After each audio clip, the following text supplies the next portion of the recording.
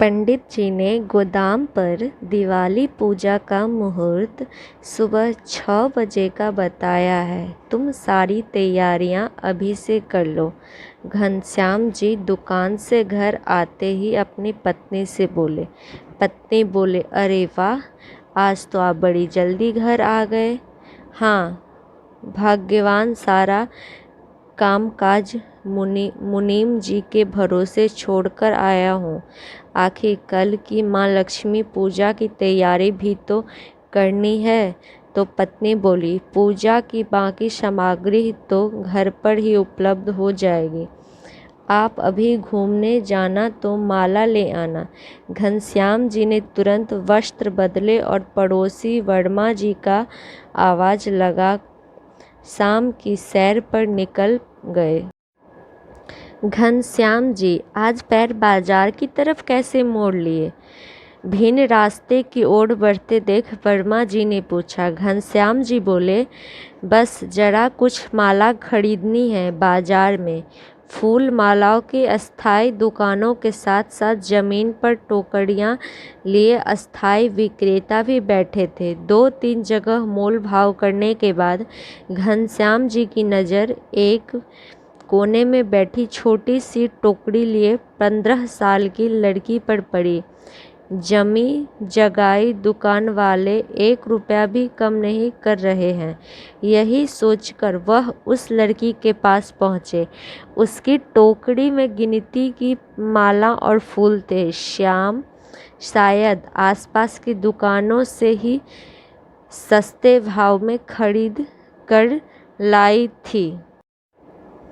ये गेंदा की माला कितने की दी? बाबूजी, 20 रुपये की है। और गुलाब की माला 50 रुपये की है। घनश्याम जी ने बोला, इतना महंगा लगा रही हो, देखती नहीं ऐसा माला 10-10 रुपये में मिल रही है। सही लगा, सारी माला खरीद लूँगा। उन्होंने आंखों ही आंखों में बची हुई मालाओं को गिनते हुए कहा। घनश्याम जी को यह स्वयं के ओर आते देख लड़की की आंखें में आई चमक अब बुझ गई और वह लड़की घनश्याम जी से बोली, बाबूजी, 15 रुपये की तो मेरी खरीद ही है और गुलाब की माला तो 40 रुपये की लेकर आई हूँ। मुझे भी तो कुछ बचना चाहिए। झूठ मत बोल, कहते हुए घनश्याम जी ने 15 गेंदा की मालाएं और 3 गुलाब की मालाएं खरीद ली। अब टोकरी में मात्र 2 गेंदा की और 1 गुलाब की माला ही शेष बची थी। तो लड़की बोली, बाबूजी, ये 3 मालाएं भी ले लीजिए। तो घनश्याम जी बोले, देखती नहीं उनके फूल मुरझा गए हैं, इन्हें लेकर क्या करूँगा? और फिर घनश्याम जी ने हिसाब करते हुए 15 रुपया गेंदा की माला और 40 रुपये गुलाब की माला का हिसाब लगाकर रुपये पकड़ाए।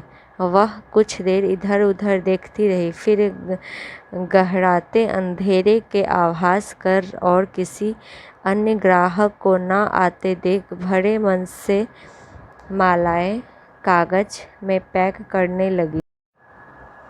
घनश्याम जी बोले, हम थोड़े देर में घूम कर आते हैं, फिर ये मालाएं तुझसे लेंगे। यह कहते हुए घनश्याम जी वर्मा जी का हाथ पकड़ आगे बढ़ गए। रास्ते में उनको दोस्त वर्मा जी ने घनश्याम जी से पूछा, इतनी मालाएं का क्या करोगे? घनश्याम जी बोले, वर्मा जी, कल 3 जगह पूजा होनी है और इससे सस्ती माला मुझे कहीं नहीं मिलने वाली। लौटते वक्त बातों ही बातों में दोनों मित्र माला लेना भूल गए। खाना खाने के बाद पत्नी ने घनश्याम जी को उल्हन दिया, मैंने तो पूजा की सारी तैयारियां कर ली है, लेकिन कहने के बावजूद आप माला लेकर नहीं आए। अरे बाप रे! और उन्होंने पत्नी को सारी किस्सा बताया।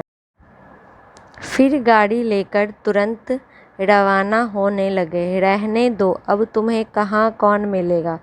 कल सुबह जल्दी मंदिर से माला खरीद लेंगे। पत्नी ने उन्हें रोका। घनश्याम जी बोले, उम्मीद तो मुझे भी बिल्कुल नहीं है, किंतु एक बार जाकर देख लेता हूँ। यह कहते हुए घनश्याम जी रवाना हुए, क्योंकि माला के पैसे जो दिए हुए थे।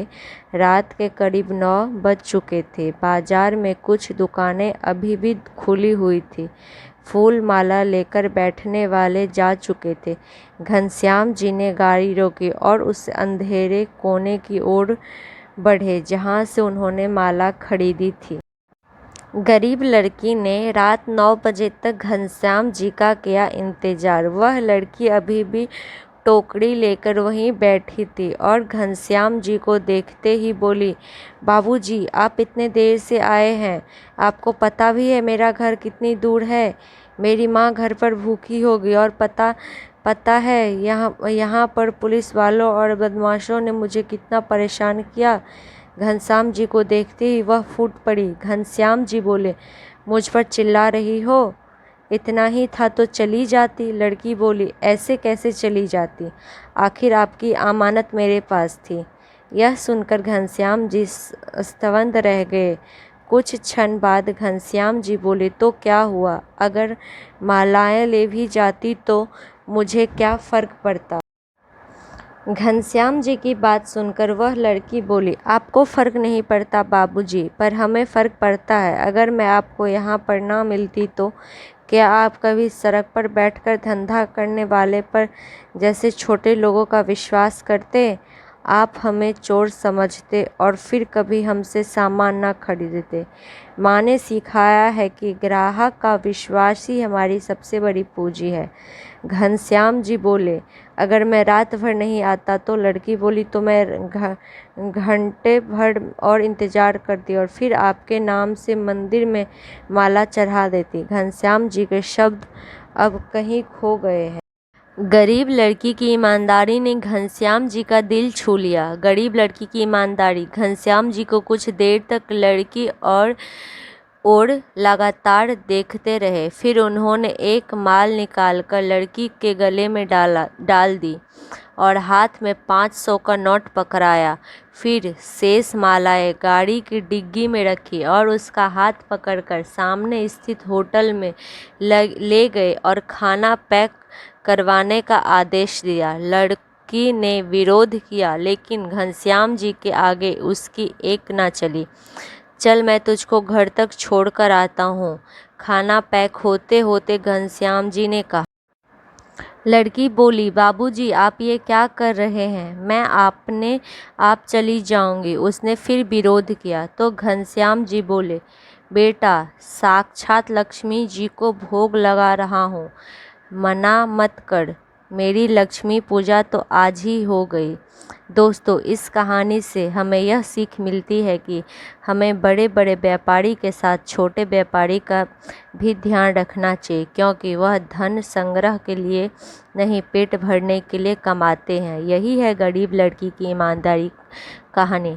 दोस्तों, अगर ये वीडियो आपको अच्छी लगी हो तो प्लीज़ लाइक करना, शेयर करना, कमेंट करना, मेरे चैनल को सब्सक्राइब कर लेना। Thank you.